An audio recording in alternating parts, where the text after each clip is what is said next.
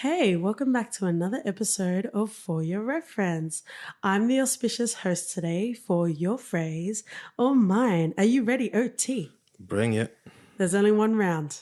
Mm-hmm. Okay, this is coined to Samuel Goldwyn, one of his sayings or one of his phrases. And the phrase is, get your dander up.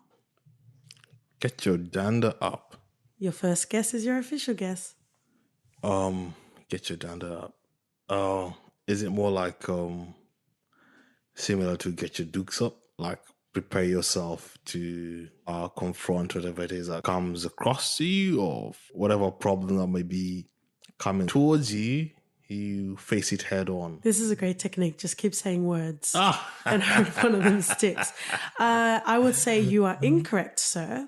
And you might get your danders up because it means to become agitated or angry. I was almost close. Well, I guess that means I get to choose next week's episode. Let's get on with the show.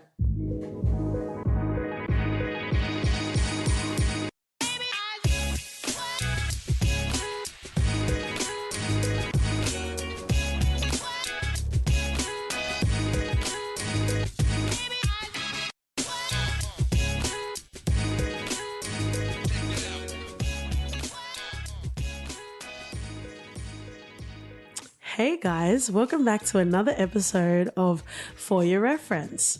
Hope you've been well. This week we are covering the 1999 movie called Office Space. Yeah. Yep. So we go through our day-to-day droning of life in an office and we offload by talking on a podcast about office work. That we do. That we did. And we've got some mixed reactions in the bag that we'll cover. But let me just go through some stats. So this movie, as I mentioned, came out in 1999. The budget was $10 million. I don't know, according to IMDb. So I don't really know if this includes inflation, because I feel like $10 million will get you a lot in 1999. Yeah. Right? I'm pretty sure Get Out was made for like $5 million. So the fact that this had more of a budget than Get Out, it's interesting. I would like to know maybe out of this episode where all of that money went. So I think $9 million went to Jennifer Aniston. $1 million was the budget for the rest I of the will cast. turn this ship around, sir. This is not the Jennifer Aniston podcast, and you are more than welcome to start your own. I will. You are not commandeering For Your Reference just to talk about Jennifer Aniston. I will turn this ship around. Okay, so the budget was $10 million. Did you know which is the name? For Your Rachel. I'm going to have our executive producer, our dog, escort him out of this room right now. Not in mine household. Not today, Satan. Not today. So the budget was $10 million for this movie. Opening weekend in America, it made $4.2 million. And the cumulative, I think I said that perfectly. Yeah, you did. I don't know why you doubted yourself. Right? I've been pronouncing things like in an American sort of way. I wasn't quite sure. I don't even know who I am anymore. I don't know who you are either. For more about my existential crisis, tune in next week for KT Unraveling. Okay, so the cumulative worldwide grossing of this movie was $12.8 million. So not necessarily worth the venture, so to say. Not really. Yeah, I didn't know much about this movie, so looking at the IMDb, oh my, there you go. Are you all right today? Doubt yourself once and it'll come back again. I think that's a Kenyan proverb, isn't it? Oh, we can make it one. Next week. The trivia section in IMDb, we rely heavily on IMDb, as you can see, and also Wikipedia, but we're quite academic, so we're looking at IMDb today. In the trivia section, it was saying that the movie wasn't necessarily successful, but then it kind of gained a cult status. Yeah. So I guess that's where the popularity comes from. And it just so happened while I was in my day-to-day work job, we haven't even talked about the cast yet, but let me just go through this quickly. I was in my day-to-day work job looking for a particular type of software, and that meme came up of Gary Oldman. No, that's not Gary Oldman. It's not Gary Oldman. What's Gary Oldman's the other man, isn't he? Gary Oldman is Gordon in Dark Knight. Gary Cole. Yeah, Gary Coleman. I love Gary Cole. I feel like I love him even though I don't think I've seen him in anything. The train is derailing quite quickly, so feel free to rescue us. So Gary Cole, right? Mm-hmm. You've seen him in Veep. Oh, that's where I've seen him. Yeah. Yes. Yes, but my point is I've seen that meme of Gary Cole all the time. Like I've seen that meme everywhere. And I think we need to have a separate episode of bastardized memes. Like, you know, sometimes you see those minion memes and it has nothing to do with the minions. And people are just misusing memes. I feel like that's one of the most unforgivable things you can do. And it's everybody has that auntie on Facebook that's sharing memes out of context. True. Right? Yep. And that's why I stopped using Facebook in the first place. Right? You need to get away from there. Aside from Mark Zuckerberg and his Oculus. Oh my God. Him doing the virtual reality. Was it in Puerto Rico? Yeah, I think it was a hurricane. Yeah. Oh, dreadful stuff. It's not the best. A bit out of touch. I think once you start earning some money, you kind of lose reality. You start with reality. I guess you get some virtual reality or some augmented reality, if you'll pardon the pun. Thank you. Welcome. This has been for your reference. So let's go back. The point was I've seen this meme for years and years and years. And I never really understood this meme. And then because of work, I had to look a software up that was similar to the name of this movie. And I came across this meme and my manager was like, yeah, you've never seen this movie before? So I guess when we were just rummaging around, you know, having a look-see, seeing what we would do this week, we thought, give it a go. Yeah. Right? Yeah. Because anything that generates out of a meme is worth watching, right? True. You'd expect some level of quality in the movie, but that's a discussion for later. He said tentatively with much trepidation. So let's talk about the cast. usually we've already gotten by the cast before we start talking about our feels and our hashtag emotions. Ron Livingston is the main character who plays Peter. He kind of gave me Aykroyd, Charlie Sheen sort of vibes. He does have some Charlie Sheen vibes. I do apologize to Ron Livingston if you are listening to this or any sort of family members. I don't know if he had much of a career, to be honest. I don't think I've really seen him around, but I guess we'll find that out. Well, you like him. You've seen him in the what series was it? A Million Little Things. Remember, he jumped off of a roof. Yeah, he's the one that jumped off a roof. It's him. That is not the one that committed suicide in that. That's Rob Livingston. No way that's him. Really? It's him. There's something about men that have like really skinny faces and then as they get older, their heads get so fat. Like Martin Lawrence. We were watching Bad Boys the other day and his face was so skinny. Yeah. And then how did his face get so fat? What's in the water? I don't understand. Something in the water. It's just aging, I guess. Wow. What a world, hey? Okay, well, there you go. We've seen him in things. Yeah, we've seen him in things. He's been around. It. Yeah. He's been Livingston around. There you go. And then the next build on IMDb is Jennifer Aniston, who plays Joanna. We love Jennifer Aniston. Love is a word that exists. Remember when... No. Let's get through the cast. I'm not trying to stop you from talking about Jennifer Aniston, even though it sounds very convenient that I'm stopping you right now. Let's continue. We also have the engineers, programmers, developers. Yep. What are they? Software engineers. Software engineers. There you go. So we've got David Herman playing Michael Bolton, who we fucking love, but he doesn't love him.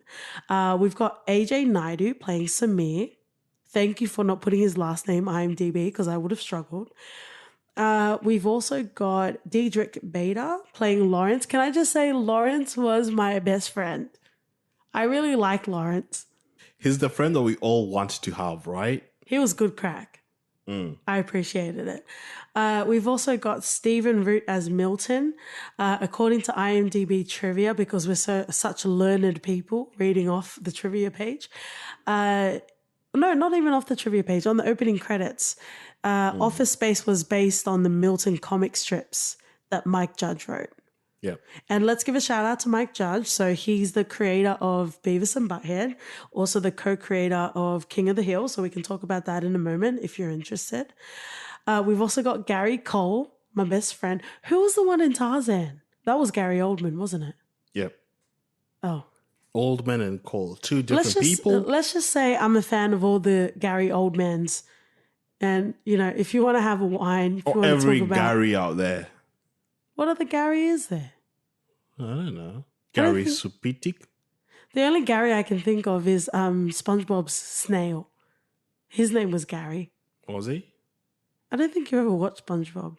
Yeah, I wasn't a fan. Didn't really get into it. There's like a handsome Squidward hole in your heart. That's a meme as well, babe. I wouldn't think it's handsome, but no, there's a handsome. Okay. Just for the phonetics, I'm going to Google handsome Squidward right now. I guess this would be helpful if you ever saw a video of our podcast, but you kind of have just to deal with our reactions. So I need you, OT. I've Googled handsome Squidward. Yep. And I now need you to react appropriately, because keep in mind there's no visual for our handful of dedicated listeners, and we love you guys, by the way. Feel free to send us a line on hello@fyrpodcast.com because we'd love to hear from you. But again, I'm going to show OT handsome Squidward, and let's get his initial first thoughts and reactions. Again, they don't have a visual, so you'll need to react accordingly. This is handsome Squidward. It looks like The Mask, right? This is goals, babe. It looks like Jim Carrey's The Mask. The internet is lost on you. Log off, sir. Unsubscribe. Oh. Guess I was just born before everything went to shit. Are you gonna burn it all to hell? Yep. You're gonna die a glorious death? Haha, Scarlet. I'll see you in Valhalla. Let's continue on. I don't think I even mentioned Gary Cole played Bill Limbaugh. I didn't even mention who he played. So there you go. And then we've also got Richie Reel, who plays Tom as well. So let's leave it there, because I'm pretty sure if you've got some working internet connection to even listen to this episode, you probably have enough to go onto IMDb and listen to read more about the characters, if you're interested. This is created from Mike Judge. Are you acquainted with the masterpiece works of Beavis and Butthead and King of the Hill? So, funny thing is, Beavis and Butthead wasn't that big in Kenya. Is that funny? No, not really. No, because when you watch a lot of shows or whatever, they reference Beavis and Butthead as this cult classic thing, and it didn't really get that much attention back in Kenya, and we knew of it, but to a level it was just like, nah, not really, not for us. So King of the Hill ran from 1997 to 2010. Shit. Right? Obviously, it probably jumped the shark well before 2010, as many shows of this sort of format do. I think King of the Hill was a bit disjointed from my sort of experiences as a brown girl in Australia. You're right. We tried watching it together, didn't we? We did try and watch it together, but just in my childhood, before I met you, we were barely allowed to watch The Simpsons. Oh, so what? Yeah, right. What's wrong with The Simpsons? It's the most PG thing out there. My mum and my auntie, it just wasn't for the culture, and it wasn't for our religion. We just weren't allowed to watch it. Right? Crazy. Even though I'm pretty sure I've seen many of my uncles, choke their kids out like Bart did. like Homer did with Bart. Like, that's probably the most relatable thing I've ever seen. But yeah, so I guess it's, even in its early days, it wasn't that controversial, The Simpsons, right? But I think just in general, because it did do things that weren't out at the time, it wasn't necessarily welcomed in the living rooms of families. That is strange. I mean, ethnic families, sorry. We used to watch The Simpsons. I remember I was a kid and we'd just sit there with the whole family and watch it. Really? Yeah, then again, we watched raunchy music videos together. Yeah, you used to watch Tip Drill with your family. Not to that extent. Sorry, the clean version of Tip Drill. So like 2 seconds of it? We just didn't look at each other when we saw sex scenes or women in bikinis or whatever. We just stare at the screen, don't look to the side, and you're good. Really? Yeah. My family is so culturally and religiously repressed that they would actually blame us kids that the sex scene is happening on TV. Right? That made no sense at all. And they would get angry at us that it was happening. Like we willed it to happen.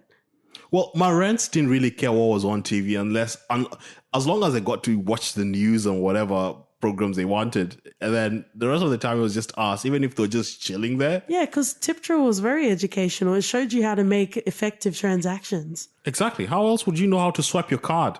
Right? Yeah. Through the coin slot.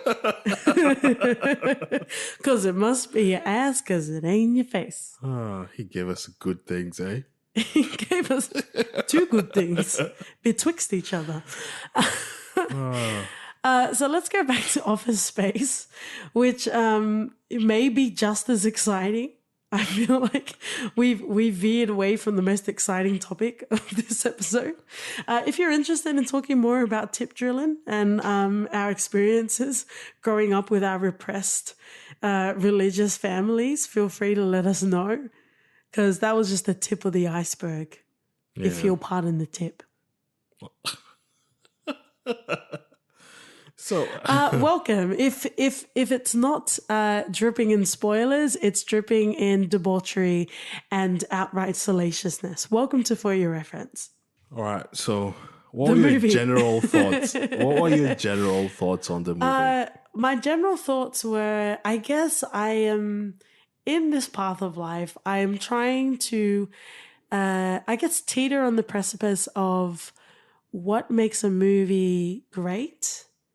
And how much of it is bolstered in cultural significance and also the time that it came out, because Office Space, which we will talk about eventually, came out in 1999. So just as a frame of reference, if you'll pardon the pun, I just want to talk about the different types of movies that came out at that time, because in a nutshell, and we will go into more detail, I did feel like Office Space wasn't as bitey or as witty as I wanted it to be. The reason why I like this movie, Office Space, is because it had relatability to it. Because you and I, sir, in that droning 9 to 5 sort of volition right now. So a lot of it was relatability about the movie that I liked about it. It wasn't necessarily because it had sharp writing, so to speak. And I fully agree with that. Like, I wouldn't even say it teeters on the precipice of greatness. It doesn't go towards that precipice at all. I would say this movie was released at the time that King of the Hill came out. So it wasn't like after King of the Hill. So he was still heavily involved in the show. Remember when I told you when we were watching it, it felt like someone took a concept of a 5-minute skit and just stretched it out to a whole movie. Oh yeah, totally. Like it's not bad. I appreciated its groundability though, because it could definitely have just catapulted into something that wasn't really grounded in reality. So True. I did appreciate that it still had that droning of office life. True, but the first 30 minutes is what got me hooked. Hang on, let's rewind.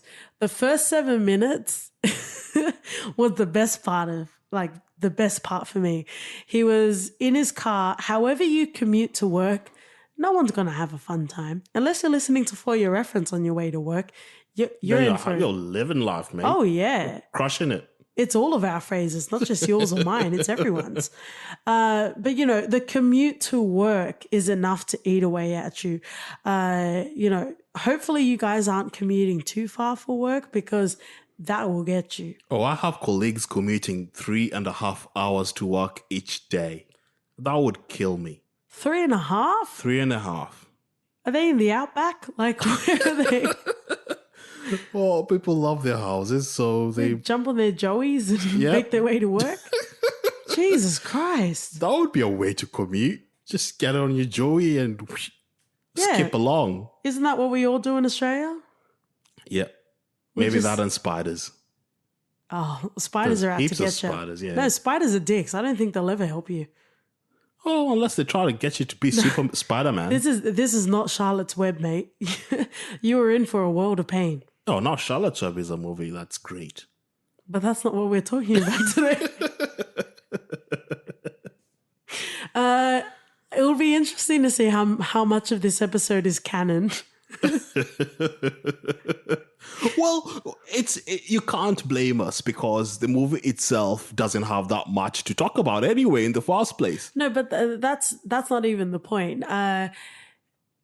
Again, I keep saying welcome because I do love welcoming people. It's kind of my thing. But if you've never listened to one of our episodes before, every part of our conversation spawns off on whatever the centerpiece of the episode is. So we always try and come back to the centerpiece of the episode. But at the same time, if you're looking for a play-by-play, scene by scene, what does this wide angle mean? There are many well more meaning, well more intended podcasts that do it. We're kind of like, that couple that fight about TV shows and movies that you're going to have a good time with. You might not leave being any wiser, but you'll definitely enjoy your time with us. Oh, you'll definitely leave being the wiser. Yeah, because we'll tip drill you on the way out. Yeah, count on that for sure. If any of you kids are listening and you don't understand what tip drill is, please let us know. For science, we're taking a survey just to understand. So the point that I was making was, let's talk about the movies that were coming out in 1999, because we were saying lots of objective things about the movie Office Space, but I just want to give some context about what was out at that time. Because we can easily say, Arrested Development is known for its bitey commentary and the way that it's able to weave running gags throughout the show. Right? Mm-hmm. Steve Holt. No touching. And Arrested Development is one of my most favorite shows, right? We can talk about that. We can also talk about, a lot of shows or movies that we enjoy even now, right? But we also need to understand the context of the movie when it came out and what was rivaling it at the time. I think that's also important to note because for all of the things that we're saying, I'm not saying that Office Space is a bad movie, but it's definitely pioneering, as far as I understand, in regards to it's not just funny because it's a slapstick sort of humor, but it's also funny because, unfortunately, majority of us live a drone life. Yeah. Right? Yeah. Even when we were watching the movie of him waking up and going to work or, struggling to commute to work, go to work, constantly check his watch, which you can just do off the laptop now. But, always checking when is lunchtime. I just need to make it to lunchtime. Go out to coffee with your friends. Come back. Make it to lunchtime. Then it's lunch. And then you go out for your second coffee if you're so blessed. And, I was watching this movie and I was like, shit, man, what a life. And then I'm like, oh, actually my life isn't that much different. So I did appreciate that realism that it had, right? So let's just before we actually do a deep dive into the movie Office Space, released in 1999, which is what we're talking about today. If you're confused, this is what came out in 1999: The Matrix. Oof. The Matrix needs a rewatch, I think, so we can do an episode on I think it. I've watched it like 10 times already, or even more. Do you want to give us a play-by-play? No, it's all right. I'll save you all for the next episode that You we do know, that. you know, Lawrence Fishburne's daughter wasn't in this movie, right? I could argue that she was. The Just look at Lawrence Fishburne in a the first person to understand that reference, send us an email. You've said it before in the podcast as well, right? No, I haven't. Are you sure? I feel like you've said it before. I think you've been thinking about Lawrence Fishburne's daughter, but I have not. I think her name is Montana Fishburne. You need to be more respectful, please. Sure, it's not like Chardonnay Fishburne. Cristal Fishburne. Classy. Well, there you go. It's out there, guys, and I won't even put it as a snippet on our Twitter. So if you're actually listening to this episode and you understand the reference of Lauren Fishburne's daughter and OT watching her, feel free to send us a link at hello@firpodcast.com. All right, so let's go back to movies that came out in 1999. Yep. The Matrix. Fight Club, which, unless we have truly dedicated fans that are going to force us to talk about Fight Club, I'm really not about that life. I think the second time I was watching it was with you, and you were not a fan. And you were more than happy to stop the movie right then and there. Yeah. Okay, well let's leave that alone. 10 Things I Hate About You, Heath Ledger. That's all you need to say for that. Yeah, pretty much. I'm trying to look for comedies because it's not really fair to like rank it against other movies. I guess you could call American Pie a movie. So I guess it's just a point to say that it's very pioneering. It came out at a time that wasn't really doing, as far as I understand, it wasn't really doing situational office sort of comedy. So it does deserve plaudits for that. Yeah. Yeah, nah. Yeah, I feel like pioneering is such a strong word. Okay. What word would you use, sir? I have no idea what I would use to describe it. I've given my initial impressions of this movie. Do you want to go ahead and say how you felt about it? All right, so we both work in an office and in a cubicle because I'm in a cubicle. And in IT. Yeah? Yes. So it was so relatable, like mundaneness of going to work, doing a 9 to 5 and all it entails, the commute. You know, it's all there. Did you get the memo though? Oh, the memo. Every single time. Did you get the memo though? Like it's so, you're like, oh my God, this is so relatable. But it looks like someone's got a case of the Mondays. And then that's what, the first 30 minutes of the movie, right? Yeah. So we go to the main character's Peter. Trying to, well, he's been hypnotized and the person who was hypnotizing him died midway before he snapped his finger and brought him back to reality. Yeah. So he gives zero fucks. Yep. And which was different because previously he was a pussy and he kind of just did whatever anyone told him to do. Like what we all do. We all do our 9 to 5 because we have to. We have to pay the bills. We all have to work to get our money. Yeah, otherwise we'll be doing everything to do with this podcast every day. Yeah, so his laissez-faire attitude to life and to work gets him a promotion. And he sees this as shitty and his two friends at work are getting fired. So he decides, okay, you told me about this virus.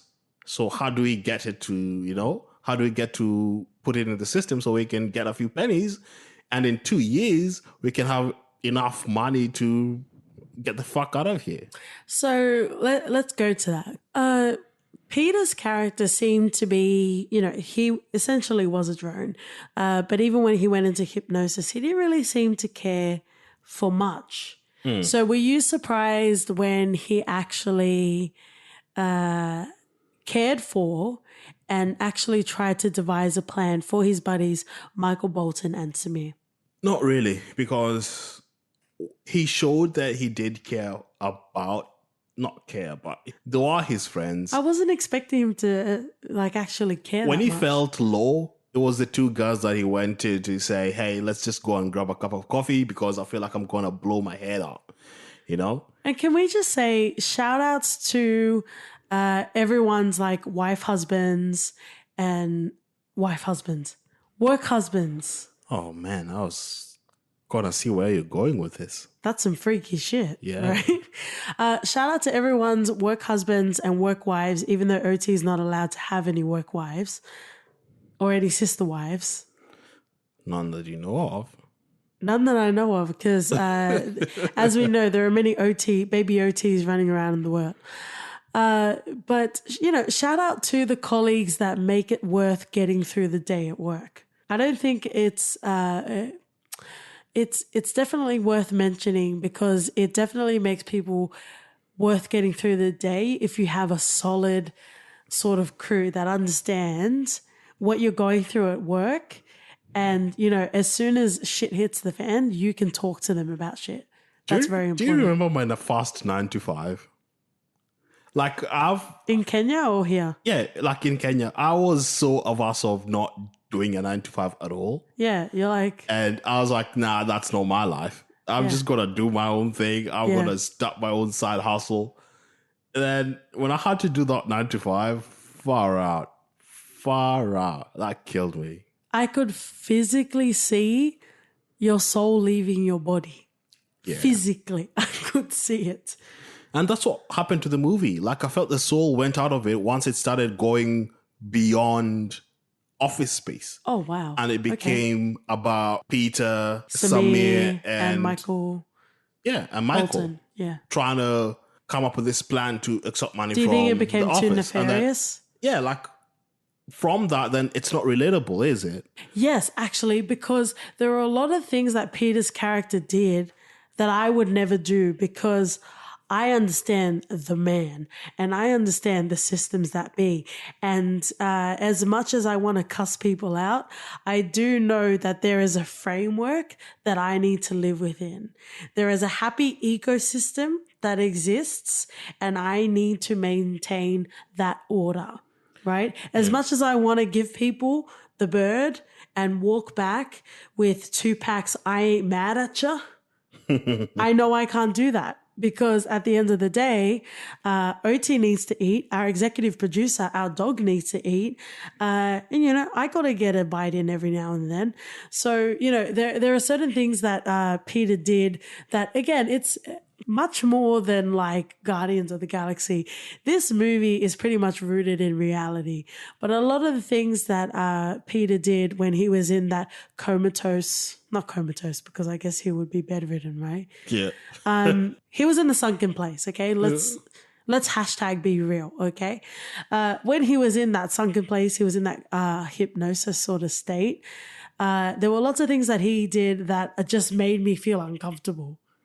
Or maybe that's what's the point, trying to show us what we all want to do in an office. Yeah, which is cool. When the boss, when Lambert comes and tries to talk to Peter about it, and he just walks straight past him. He does. You do not exist to me. Exactly. I was like, wow, we all wish we could do that, right? But you can't. I do not why? Acknowledge you. Yeah, which is fine, and it's cool, and it's super cute. But at the end of the day, you've got bills to pay. True. So and can I just say, and we do love you guys, so I'm not pinpointing anyone, but both of us are POCs, because we're super PC for your reference. Both of us are person of color. I'm a woman. You're also a man. But I feel like because he was a white man, he could get away with saying that shit. Could you say that shit tomorrow? No. Even Samir couldn't say that shit. If Samir was the one saying those shit, he would have been fired straight up. I did. Samir would have been fired if he was him.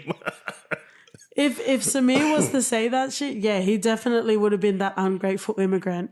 And actually, one thing that they got right is the attitude Oh to yeah, walk totally. between the different cultures, because you could see Samir. He's just happy to be there. Yeah, fucking hell, man. It's work. It's not supposed to be this Yeah. enjoyable experience. It's Yeah. fucking work. I need to get I need to get the bills paid, and that's it. Yeah. Nothing more, nothing less. It's Nada. work. Yeah, I'll give them credit for that, because that's so realistic. Oh yeah, totally. Because to migrants that have struggled to get work, it's not that we enjoy doing the shitty work that we do. It's just But you know that you have to endure it. we endure it because it's work. You know, it's just we see it as that. It's not supposed to be this mind-boggling experience of I'm sustaining myself whilst expanding my horizon, whilst we're just getting to the bottom of it. You know, like it's work, it's getting the bills paid, and that's it. I did appreciate that because it was quite refreshing for all of the frivolity that was going on in this movie. $300,000 in a day. What was Michael Bolton? He reminds me of our guy from Prisoners. The one that was also at Escape at Dannemora. He reminded me of that guy. I feel like they would be related. If not by any sort of venture, they would definitely be related. Paul Dano. He reminds me of Paul Dano. Yeah. But in any case, Michael Bolton, his character, he was a fucking liability. In what sense?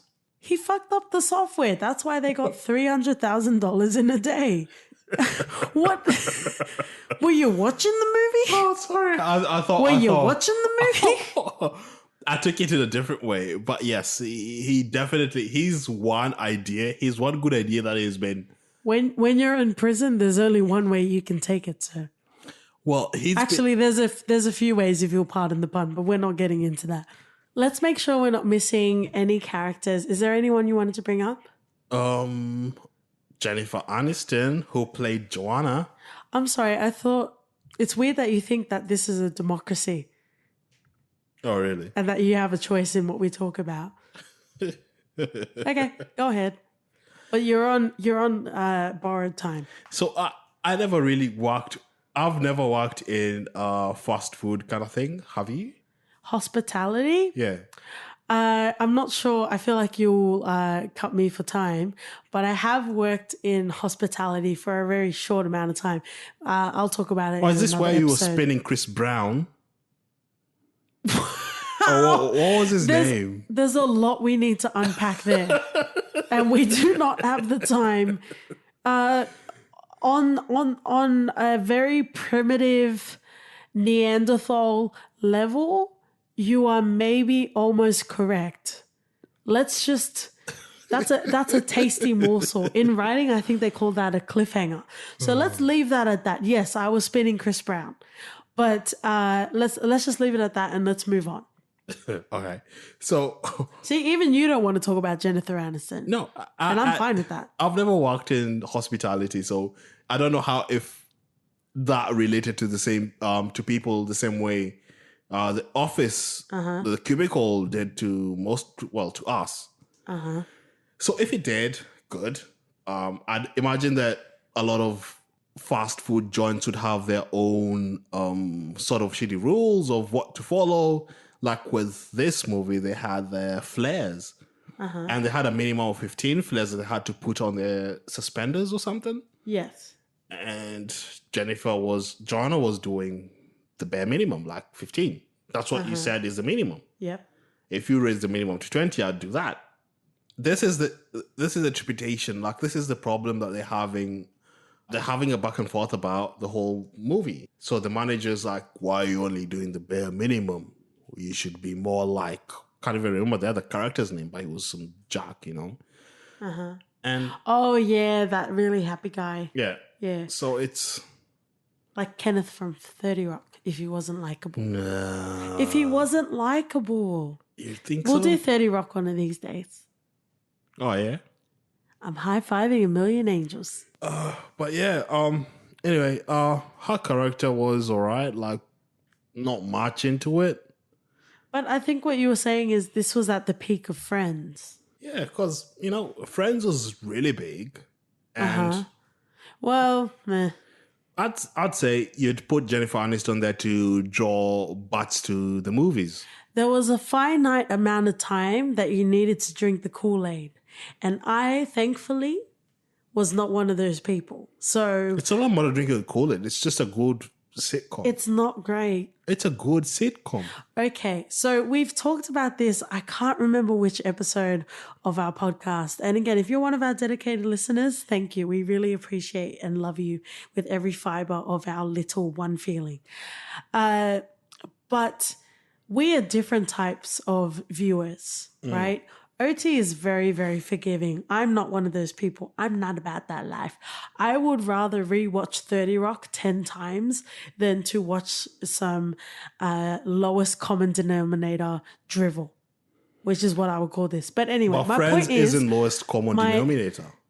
it's the lowest. It's minus. That's how much it is. Oh, wow. Yeah, right? Do you want to fight? I will meet you in the parking lot. We will duel, sir. My point is, you try to get me to watch Friends not that long ago, maybe maybe 5 years ago. Yeah. But my point is, if I'm going to watch something, I need to watch it from the start. And even you admit the first episode of Friends is fucking shit. I will fight anyone that tries to tell me that the start of Friends is the peak because a lot of shows don't start off powerful and great, right? And can I just say, don't tell me something is slow from the start. That just means it's shit.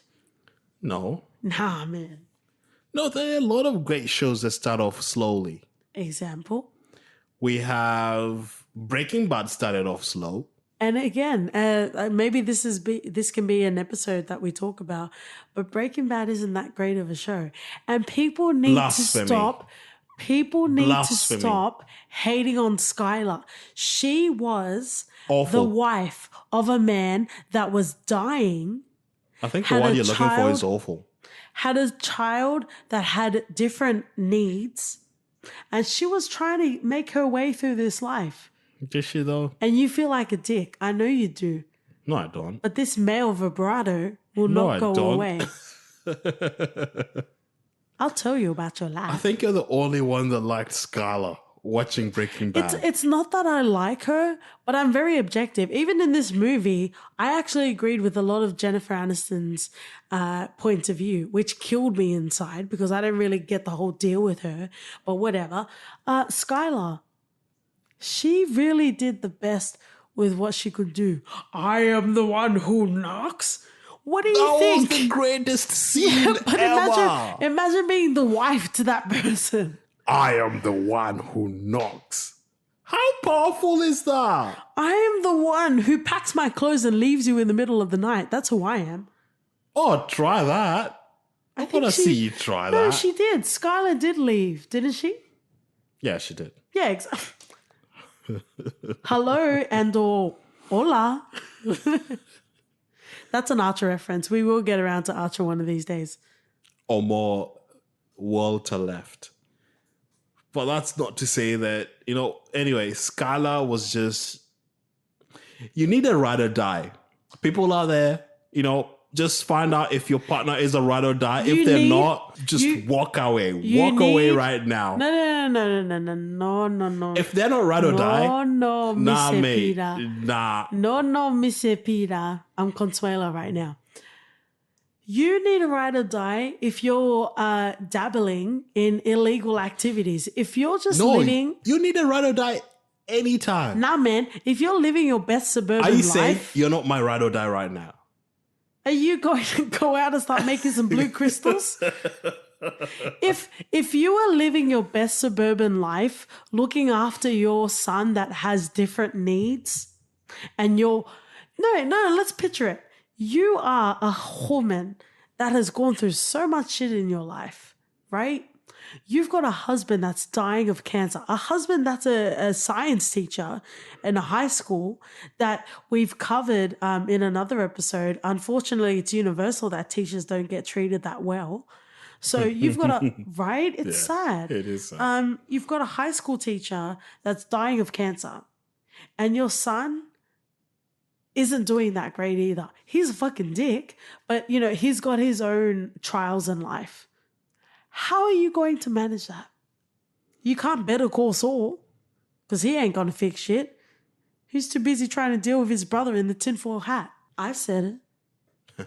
Well, all I'm saying is, regardless of the situation, whether you're doing legitimate business or otherwise, you need a ride or die. You need someone that will be there no matter what. Let's say you're falsely accused today. What happens then? Do you walk away? I guess if you are falsely accused, then that's a different sort of conversation. No. But You don't know. We're talking about a white man in suburbia. Well, you don't know whether it's legit or not, right? So let's say I get arrested and I tell you it's all lies. Uh-huh. What are you gonna do? I guess I'll find out if you got their secret families hanging around all around the world. Mate, and that you will all need determine ride or dies. It's just as simple as that. And I believe you're a ride or die, even though you could try to act all cute right now. Really? Yeah. Do you want to tempt that fate? Are you ready to risk it all? Well, anyway, Joanna is a strong character in this movie. Okay, I'm interested to see how this argument unfolds, so continue. Who is a ride or die even before they get that serious? No, she wasn't. As soon as she found out what Peter was doing... She said it's wrong, but she still stuck around. She did get off the car and leave. You didn't see the deleted scene where she called the FBI? But seriously, like she stayed there, didn't she? If I told you that, you'd be like, nah, mate, you'll jump off the car. Yeah, pretty much. Just like jumping out of a moving bus. Yeah. So, there's nothing more to say about that, though. Like, they end up together, and that's it. Like, the movie is so one-dimensional, if I have to say. But I feel like the movie is more about office culture and having to deal with that. Because even we've already said spoilers, so welcome. But even at the end of the movie, Peter ends up at a construction site with our best friend Lawrence. Because he doesn't want to have to deal with... Because I feel like it's synonymous with office culture. I don't think it happens in different industries. No, I don't think so. Granted, being in an office can amount to different industries, but if you're working in an office, you get a lot of that. Yeah. You get, does anybody have a case of the Mondays? And you have people talking on the phone too loud. You have people playing the radio too loud. I never got that. You have people microwaving fish. Oh, he took it a step further and brought he gutted fish in the office. But who does that? Who were you raised by to bring, first of all, have the volition to bring fish into the office and then also microwave it? And you microwave it without a container or a lid, and then the soup or the stew spills all over the microwave, which you don't even clean, and then you take that dirty ass dish. Oh, I can't even. Are you at a nods because you can't even? It's just, if you really think that, I'm just going to have a good salmon today. Nah, stuff salmon. You're going to take tilapia to work? Mate. Oh, wow. We are really getting into it, aren't we? No, you need to check yourself. But what did you think of Milton? We've not really mentioned him, but he was shown quite a lot, and I really didn't care for his character. It was more like he doesn't do anything for me. He was shown quite a lot. I guess it also depends on the sort of I would say consumer, but I guess it's more targeted towards what sort of viewer are you? Because what we have in common between you and I is, I guess comedy really hits when it's relatable.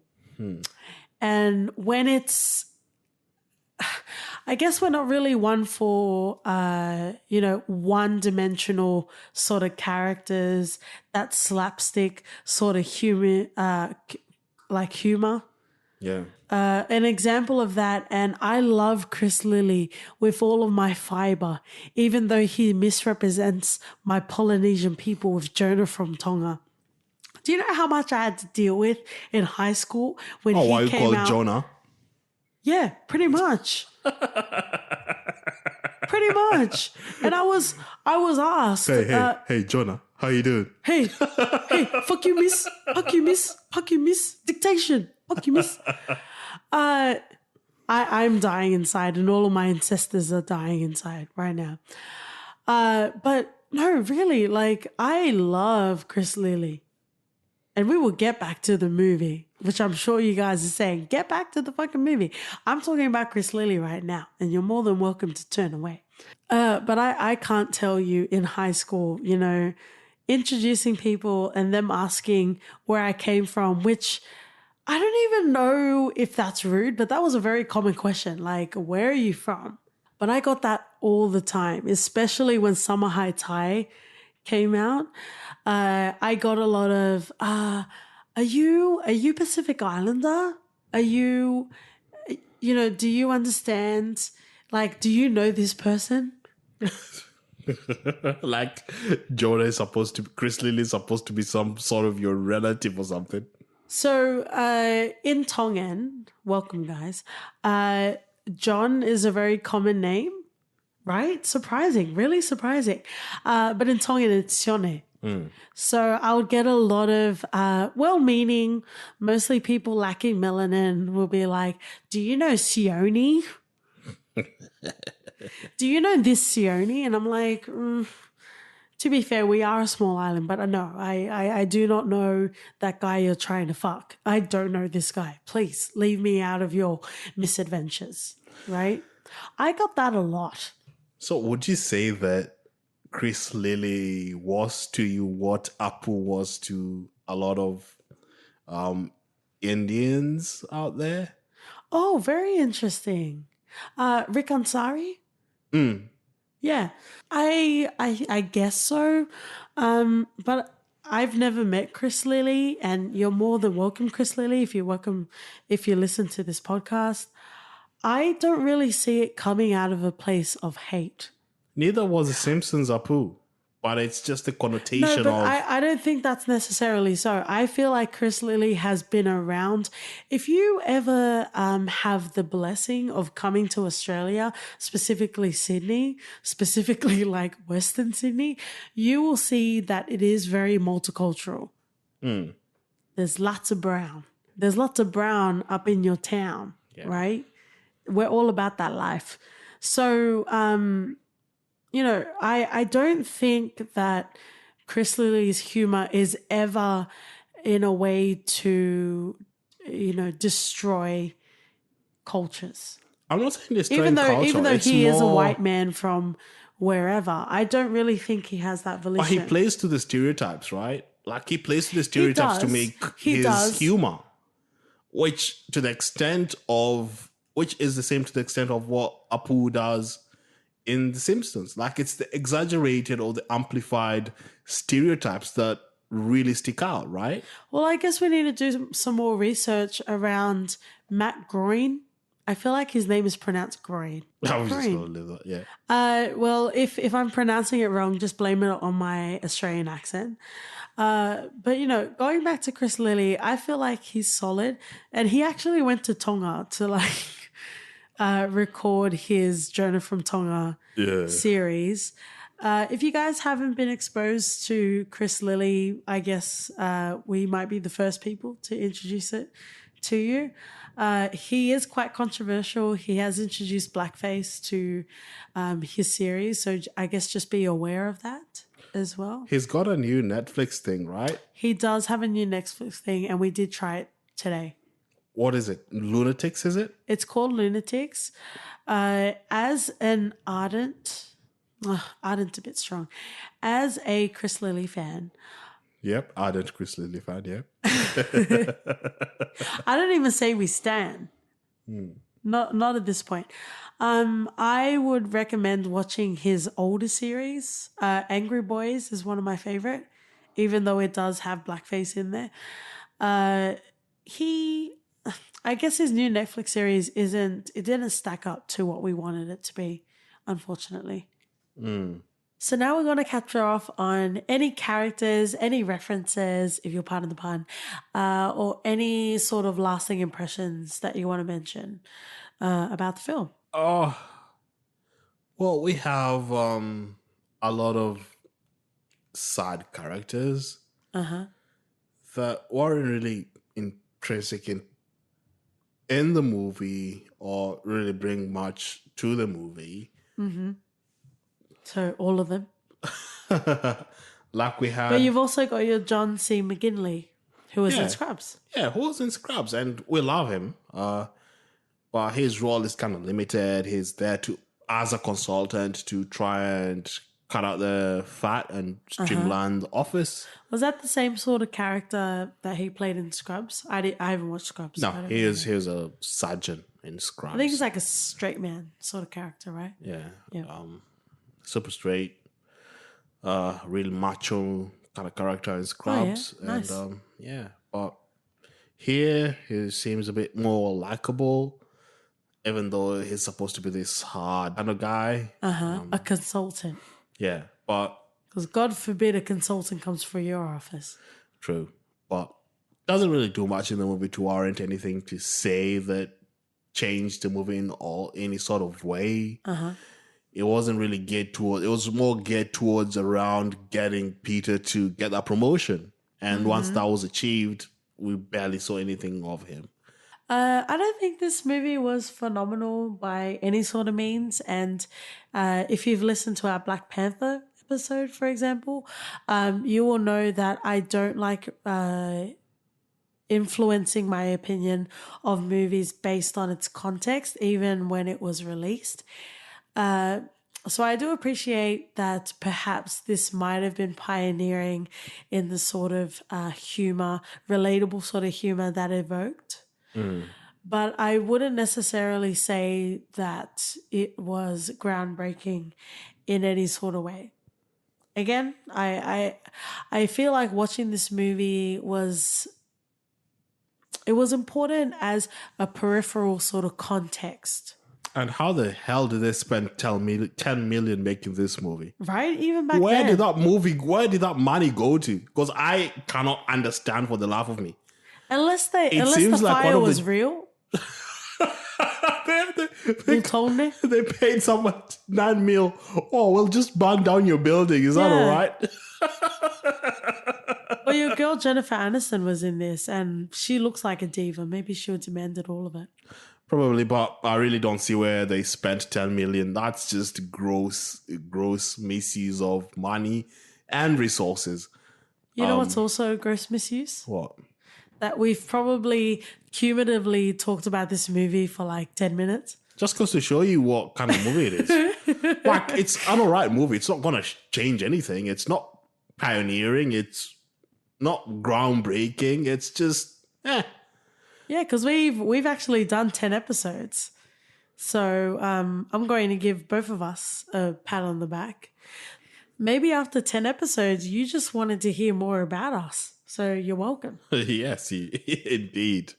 So let's get into the namesake of our podcast for your reference. I would recommend Utopia, Oh, the Australian Utopia, which Nice. came out in 2014, I think. So it follows a similar sort of concept where it's about a team in an office trying to implement projects from the government, from, they follow instructions from the ministers or whatever. But it's super realistic. And if this is what Office Space wanted to be, they should see how it's actually meant to be implemented in Ethiopia because they do it flawlessly. yeah. And yeah, what would you recommend? But just to go back to what you were saying, I think for both of us, on some sort of level, we can relate with working for government. Yes, we Because can. for Utopia specifically is all of that bureaucracy and all of that red tape. Yeah.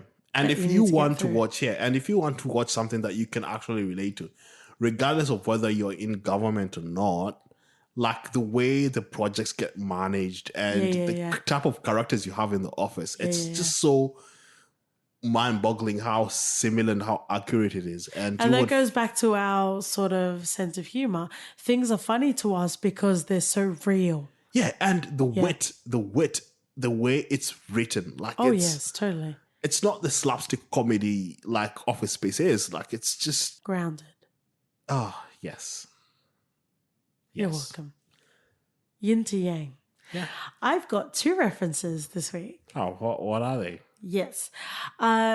Again, because we didn't really think that Office Space was that great of a movie, but it did definitely, pull down our heartstrings of day to day, Monday to Friday, droning sort of life. It made me think about a movie that I watched years ago, which I would never recommend for an episode for our podcast, but it's light, it's fun. You can watch it. It's about some friends that work at a diner. And it's probably not a diner that you ever want to eat at because I think the guy masturbates or he puts his pubic hairs in the food. No. I don't really remember. Ruiz Lopez So character. what's the name of the show? It's called Waiting. And it came out in 2005 with Ryan Reynolds and Anna Faris. Oh. Yes. So it's got our Louise Guzman and we've also got David Packer from The Office, right? So that's what I would recommend. It also has Justin Long when he was still relevant as well.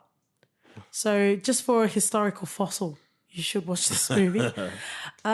It's kind of on the same sort of format as well. So I would recommend that. And my last reference is Family Guy. Yeah. And the reason why I mentioned that is there's a scene where Peter, Michael McDonald, and also Samir are in a field and they're pretty much hacking to bits the printer that was giving them all these problems during the duration of the movie. And as soon as I watched that and I heard, I'm not sure, I'm assuming it's the Beastie Boys, but some sort of rap in the background, I remember I had seen that in Family Guy with Stewie and Brian when they were breaking the vinyl for Bird is the Word. Yeah. Because haven't you heard Yeah. that the bird is the word? So it's little trinkets like that my little heart warms every time where I feel like it's important and it's a reference that I should know. And these are one of the circumstances where I actually see the origin of the reference.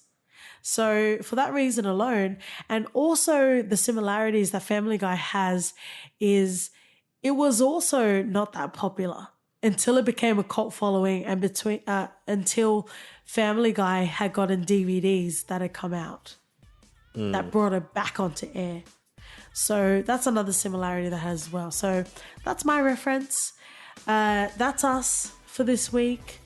Feel free to let us know what you thought about it. Follow us on Twitter, Instagram, we're For Your Ref Pod.